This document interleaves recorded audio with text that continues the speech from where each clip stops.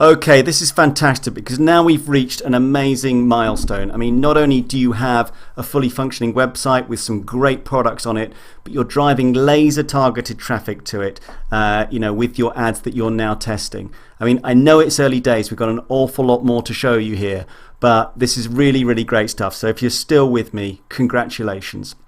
Now, a subject that comes up quickly after we talk about advertising is retargeting. Now, if you don't know what retargeting is, you're in exactly the right spot because I'm about to answer that question right now. So what is a retargeting? Well, basically, when a visitor comes to your site, we will track their actions so we can target them later. All right, so they're going to come to our site. They might do all kinds of stuff. And we're going to gather information about them, not personal information. Don't worry about this as an intrusion of privacy or anything. We're tracking their actions, where they click, maybe the products they look at, whether they buy, whether they put stuff in the cart, these kinds of actions, yeah? So that we can go back to them later. So let's think about that in a little bit more detail. So what might they actually do on our site? Well, I just mentioned a couple there, but they could buy a product. Pretty straightforward. They might put something in the cart and not buy it, what we call an abandoned cart.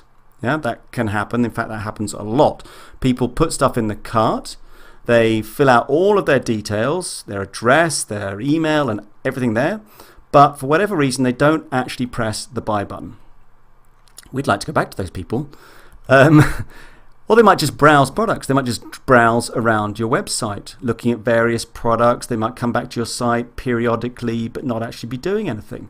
Or, maybe they have bought something in the past and now they're coming back, but they don't seem to be buying again, whatever it might be. But you can start to get a picture of all kinds of different actions that people are taking on your website, as they browse around. You've probably seen now with Lucky Orange, for example, if you've used that, one of my tips earlier on, you can see, in fact, how people move around your site. It's quite intriguing to watch those replays. That gives you an idea as well.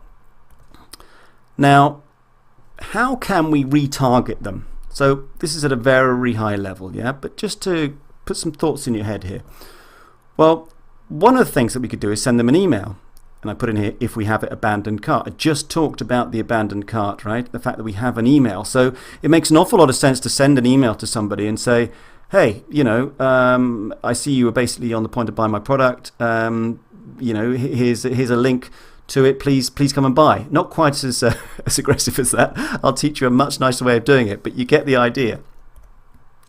We could show them ads on Facebook related to our site. If they're browsing around particular products, but not actually buying them, but genuinely seem to be showing an interest, we could show those ads on Facebook at a later stage.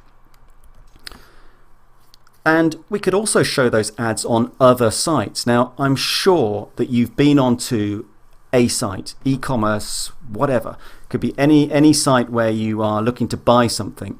And then half an hour later, you're looking at a completely different site, that is of interest to you. And suddenly there's an ad there that completely relates to the product that you were just looking at. It's kind of a bit spooky. It feels like it's following you around, right? It's kind of odd. That is retargeting in action. So there you go. Retargeting is a massive, massive subject. I'm going to, introduce you to some of the basic principles and some of the great things that we can do with retargeting. But in a nutshell, that explains what retargeting is.